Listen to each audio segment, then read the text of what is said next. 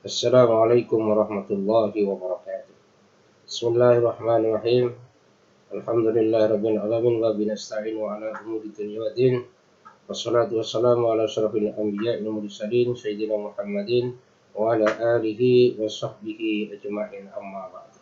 Alhamdulillah kita bertemu kembali di Raudhatul Hikmah channel, dan kesempatan hari ini sama-sama yuk kita mendengarkan ceramah daripada Kiai Muda, di mana ceramahnya sangat menggebu-gebu menceritakan tentang masalah bagaimana kondisi pribumi Nusantara, yang dimana beliau sangat risau ya, agar supaya orang-orang Nusantara ini bisa terbebas daripada yang namanya perbudakan dan merdeka. Nah, makanya yuk sama-sama kita simak ceramah daripada ulama kita, yaitu Kiai Haji Imanuddin Usman Al-Bantani. Yang penting orang Nusantara akan menjadi tuan rumah di Nusantara. Orang Nusantara tidak boleh jadi budak di tanah Nusantara. Orang Jawa tidak boleh jadi budak di tanah Jawa. Orang Sunda tidak boleh jadi budak di tanah Sunda. Orang Sumatera tidak boleh jadi budak di tanah Andalas. Orang Kalimantan tidak boleh jadi budak di tanah Borneo. Orang Sulawesi tidak boleh menjadi budak di tanah Goa dan Bugis. Orang-orang Maluku tidak boleh menjadi budak di tanah Ternate dan Tidore. Orang-orang Papua tidak boleh menjadi budak di tanah Papua. Orang Nusa Tenggara Barat tidak boleh menjadi budak di tanah NTB dan NTT. Orang-orang Bali tidak boleh jadi budak di tanah Bali. Orang-orang Madura tidak boleh menjadi budak di tanah Madura. Orang-orang Indonesia tidak boleh menjadi budak di tanah Indonesia.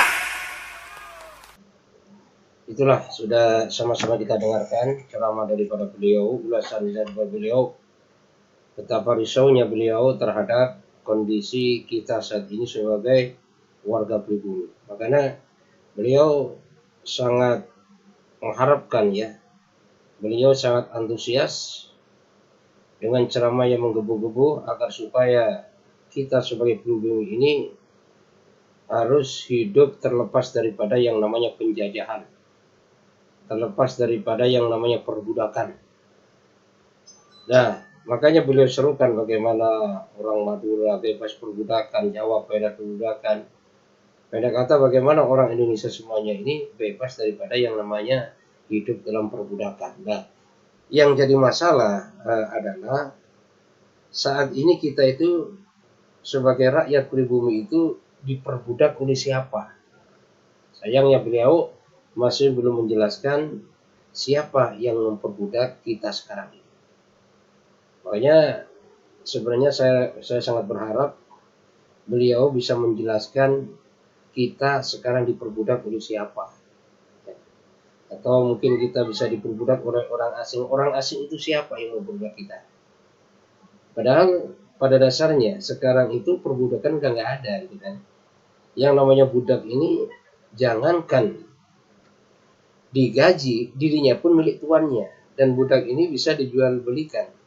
Atau bahkan jangan-jangan beliau menemukan memang kondisi kita saat ini sebagai pribumi ini memang benar-benar sudah dibeli oleh orang asing, diperbudak oleh orang asing, sehingga kita tidak ada harganya sama sekali.